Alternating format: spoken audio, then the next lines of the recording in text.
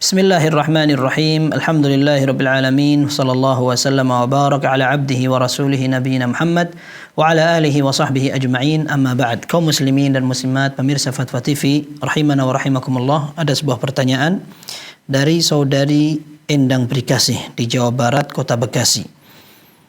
Beliau mengatakan, bagaimana menghadapi orang yang rajin WA, voice note dengan suara berbisik setiap waktu, hobi share foto gak penting, dan telepon yang berkali-kali. Saya sudah ingatkan bicara seperlunya saja. Saya diblokir dan buka lagi, blokir lagi, terus begitu. Pernah berapa tahun lalu saya blokir karena merasa terganggu dan hanya minta perhatian dengan pertanyaan yang gak penting. Baik, ini merupakan tindakan yang bertentangan dengan hadis Nabi Shallallahu Alaihi Wasallam. Ketika Rasulullah SAW dalam hadis yang hasan menyatakan, min husni islamil mar'i tarkuhu ma la ya'ni. Di antara tanda baiknya Islam seseorang, dia tinggalkan sesuatu yang tidak bermanfaat. Apa yang tidak bermanfaat itu? Disebutkan oleh Syekh Shalih Al-Utsaimin rahimahullah, hafizahullah, sesuatu yang tidak bermanfaat bisa berupa tindakan haram. Kemudian tindakan yang makruh, yang tidak disukai sekalipun tidak sampai kepada tingkat haram. Kemudian yang ketiga, sesuatu yang tidak jelas, rancu. Untuk orang yang tidak paham terhadap pembahasan-pembahasan yang tidak dia pentingkan, maka untuk apa dia bahas terus-menerus, menghabiskan waktu dan tidak ada manfaatnya. Kemudian yang keempat adalah fudulul mubahat, ketika seseorang melakukan aktivitas yang hukum asalnya mubah, tidak apa-apa, akan tapi berlebihan. Berbicara berlebihan, telepon berlebihan, berkunjung berlebihan, bepergian, makan, berpakaian, belanja dan segala macam berlebihan. Maka ini semua masuk dalam kategori yang tidak diperlukan seseorang. Maka tidak pantas dia kerjakan, apalagi lakukan terus-menerus. Dalam hadis yang berkaitan khusus dengan pembicaraan, Rasulullah SAW menyatakan, man kana yu'minu billahi wal yawmil akhir falyaqul khairan aw liyasmut. Orang yang beriman kepada Allah dan hari akhir hendaklah dia berbicara yang baik, kalau tidak diam saja.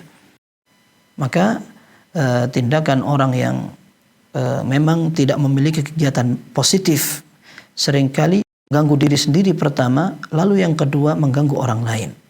Maka sikap kita ketika ada orang seperti itu memberikan nasihat.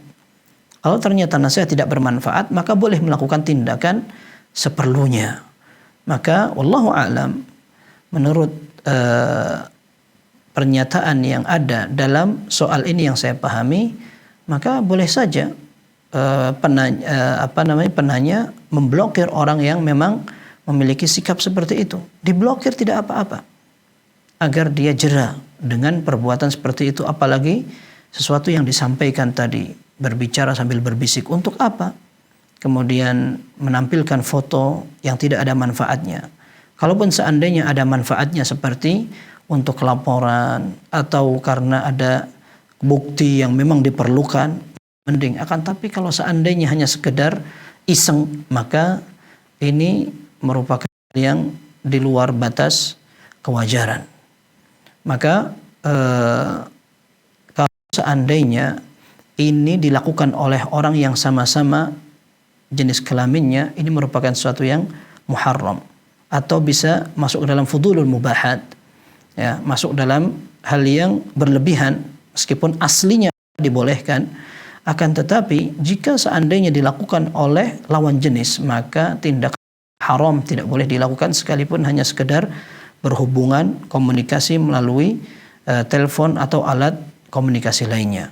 Karena dapat mengganggu, bahkan bisa membuat pada fitnah yang lebih jauh. Oleh karenanya nasihat kita agar kita membatasi aktivitas yang tidak bermanfaat, terlebih ketika aktivitas itu berbau keharaman.